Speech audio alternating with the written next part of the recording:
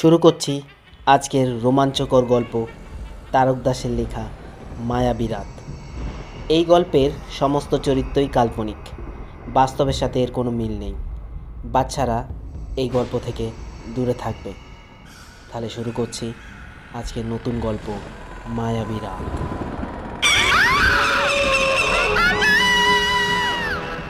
গ্রামবাসীরা চিৎকার শুনে মশাল হাতে জঙ্গলের দিকে ধেয়ে এলো। দেখলো কোথাও কেউ নেই, শুধু শোনা যাচ্ছে নুপুরের আওয়াজ একটা পুরনো ভাঙা বাড়ি থেকে। গ্রামবাসীরা সেখানে যেতেই প্রবল ঝড় বৃষ্টি শুরু হলো।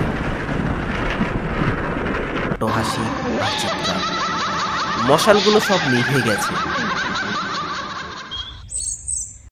পরের দিন সকালে চায়ের দোকানে অবনীবাবু বললেন, আচ্ছা, কাল রাতে যে মেয়েটিকে ভূতে খেলো সে কে? কাকা তুমি জানো না? আরে ও তো আমাদের পলাশের মেয়ে। টিউশন থেকে রাতে একা ওই জঙ্গলের রাস্তা দিয়ে ফিরছিল। ওর পরনে চুড়িদারটা তো রক্তমাখা অবস্থায় নদীর ধারে পাওয়া গেছে। তার পলাশ থানায় একটা ডায়েরি করেনি? করেছিল। আজ পুলিশ এসে সব কিছু দেখে গেছে, কিন্তু ভূতকে কিভাবে ধরবে বলো? তাহলে কি চন্দনই এসব করছে? বাবা মায়ের সঙ্গে ঝগড়া করে ওই জঙ্গলের পুরনো বাড়িতে গলায় দড়ি দিয়েছিল, ওই কি এসব করছে? জানি না কাকা, আজ শুনেছি বিকেলে তান্ত্রিক এসে যজ্ঞ করবে ওই বাড়িতে। ভূত থাকলে সব ঝেড়ে বিদায় করে দেবে। যজ্ঞ পুজো সব হলো, কিন্তু আবারও রাতের বেলায় সেই ভয়ঙ্কর আওয়াজ। একটি মেয়ে বাঁচাও বাঁচাও করছে। এরপর 7 থেকে 10 দিনের মধ্যে 12টি মেয়ে নিখোঁজ হলো, আর সবারই ট্রেস পাওয়া যাচ্ছে রক্তমাখা অবস্থায় নদীর ধারে। পুলিশ তার মতো তদন্ত করছে, কিন্তু কোথাও কোনো কুলকিনারা করতে পারছে না। সন্ধ্যের পর গ্রামবাসীরা জঙ্গলের পথ মাড়ায় না। রাতে এমনকি কেউ কেউ ঘর থেকেই বেরোয় না ভয়ে। আমি খবরের কাগজটা হাতে নিয়ে চায়ের কাপে একটা চুমুক দিতেই দেখলাম হেডলাইনে বড় বড় করে লেখা 12টি মেয়ে নিখোঁজ। তথ্যে গ্রামবাসীরা সবাই ভূতের কাণ্ডই বলছে। ইতিমধ্যেই সেখানে সায়ক এসে উপস্থিত হলো। আচ্ছা, আপনাদের তো পরিচয় দেয়া হয়নি। আমি নীলেশ রয়, আর আমার এই খুড়তো ভাই সায়ক রয়। আমরা দুজনেই ভূত বিশেষজ্ঞ। আমাদের একটা সংস্থাও আছে, তার নাম ইবিবিটি, এসো বন্ধু ভূত তাড়াই। বলে রাখা ভালো, আমাদের সাথে আরও একজন আছে, সায়কের খুব কাছের বান্ধবী সোহিনী শর্মা। হঠাৎ দেখি একজন বয়স্ক লোক আমাদের অফিসে এলো। আমি আর সায়ক দুজনেই ওনাকে বসতে বললাম। তারপর আমি শুরু করলাম, বলুন আপনি কোন সমস্যায় পড়েছেন? আমার মেয়ে মনে আর বেঁচে নেই। একটা পিশাচিনি আমার মেয়েকে মেরে ফেলেছে। আপনি এতটা শিওর কিভাবে হচ্ছেন? আমার মেয়ে ওই জঙ্গলের সদর রাস্তা দিয়ে বাড়ি ফিরছিল, তখনই সেই পিশাচিনি আমার মেয়েকে তুলে নিয়ে যায়, আর ওখানে একটি নুপুর ফেলে যায়। আচ্ছা, ওই গ্রামটি কোথায়? গ্রামটির নাম পলাশতলা। এই গ্রামে একের পর এক মেয়ে মেরে ফেলছে। তোমরা কিছু একটা করো, তোমরা যা টাকা লাগে আমি দেব, যদি পারো আমার মেয়েটাকে ফিরিয়ে আনো। আপনি কোনো চিন্তা করবেন না, আমরা দেখছি ব্যাপারটা। আপনি আপনার নাম্বারটা দিয়ে যান, আমরা আমাদের সময় মতো যোগাযোগ করে নেব। সায়ক আর আমি দুজনেই এই ঘটনাটা নিয়ে ভাবনায় মগ্ন ছিলাম। ঠিক তখনই একটি ভদ্রলোক আমাদের অফিসে এসে বলল, স্যার, আমার মেয়েকে আপনি প্লিজ খুঁজে দিন, যত টাকা লাগে আমি দেব। দয়া করে আমার মেয়েকে ওই ভূতের হাত থেকে উদ্ধার করুন। চিন্তা করবেন না, আমরা দেখছি ব্যাপারটা। এরপর একের পর এক ফোন আসতে শুরু করে। সমস্ত ঘটনাই পলাশতলা গ্রামে। যেন সমস্ত ভূতের উপদ্রব ওই একটা গ্রামের ওপরেই ভর করেছে। এরপর নীলেশ সায়কের উদ্দেশ্যে বলল, কাল সকালে একটু রেডি থাকিস, আমরা বেরোবো। ঠিক আছে দাদা, আর একটা কথা বলছিলাম, সোহিনীকে কি আমাদের সঙ্গে নিয়ে যেতে পারি? না, তুমি যদি রাজি থাকো তাহলে, নাহলে ছাড়ো, বাদ দাও। আচ্ছা, সে নিয়ে যাব, বাট রিস্ক আছে কিন্তু। মেয়েরা ওখান থেকে নিখোঁজ হচ্ছে, সাবধান। আরে আমি আছি তো, না মানে আমরা আছি তো, ও কিছু হবে না। কথা মতো পরের দিন সকালে রেডি হয়ে আমি বাস স্ট্যান্ডে এসে দেখি বাকি দুজনের পাত্তা নেই। তাই এক পেয়ালা চা নিয়ে চুমুক দিতে যাব এমন সময় দুজনে পেছন থেকে এসে চমকে দিল। সৈনী বলল, কেমন আছো দাদা? ও হুট করে কাল রাতে আমাকে এই কেসটার ব্যাপারে বলল, তাই সব কিছু মনে হয় নেওয়া হয়নি। ঠিক আছে, আমার কাছে সব আছে। আর এই সায়ক, তোকে যেগুলো বলেছিলাম সেগুলো নিয়েছিস তো? সব নিয়ে নিয়েছি, শুধু কার্বলিক অ্যাসিডটা মনে হয় নেওয়া হয়নি। ওটা দিয়ে কি করবি হনুমান? আমরা ভূত তাড়াতে যাচ্ছি, সাপ তাড়াতে না। আজব ছেলে একটা।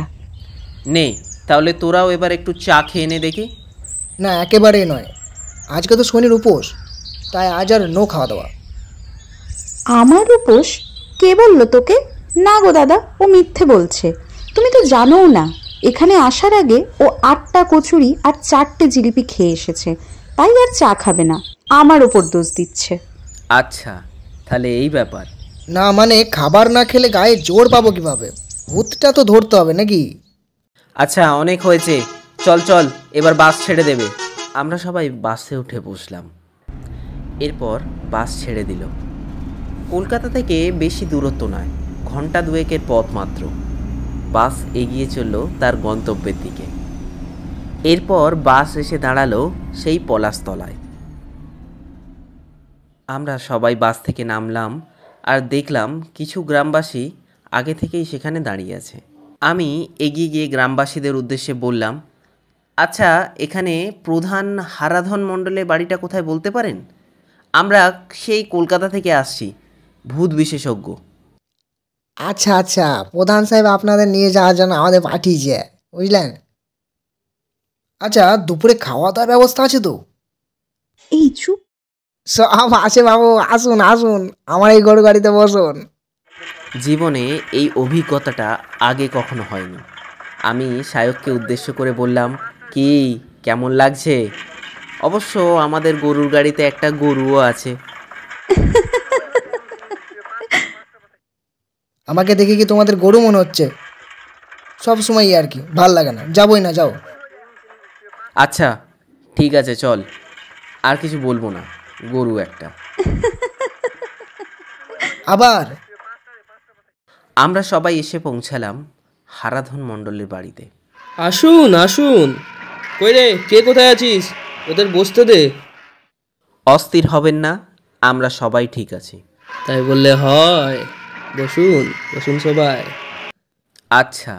আর বলবেন না মশাই, এই গ্রামে কি যে হচ্ছে, একের পর এক মেয়ে নিখোঁজ হয়ে যাচ্ছে। কোন ভূতে করছে কিছুই বুঝতে পারছি না। কত ওঝা তান্ত্রিক করেও কোনো ফল পাওয়া যায়নি। আচ্ছা, আপনার কোনো মেয়ে নেই? আছে তো, একটি মাত্র মেয়ে আমার, কিন্তু বাড়ির বাইরে বেড়ানো একদম বন্ধ। কেন বলেন তো? না, এমনি গ্রামে রাতে একা মেয়ে, অচেনা জায়গায় একা থাকবো, তাই বলছিলাম, এই আর কি। আরে আমি ছিলাম তো। মার খাবি, চুপ। আরে না না, তুমি চিন্তা করো না, তুমি তো আমার মেয়ের সাথেই থাকবে। দাঁড়া, ওকে ডাকি। তিন্নি, তিন্নিমা, একবার একটু আয় তো মা। তুমি আমায় ডাকছিলে বাবা?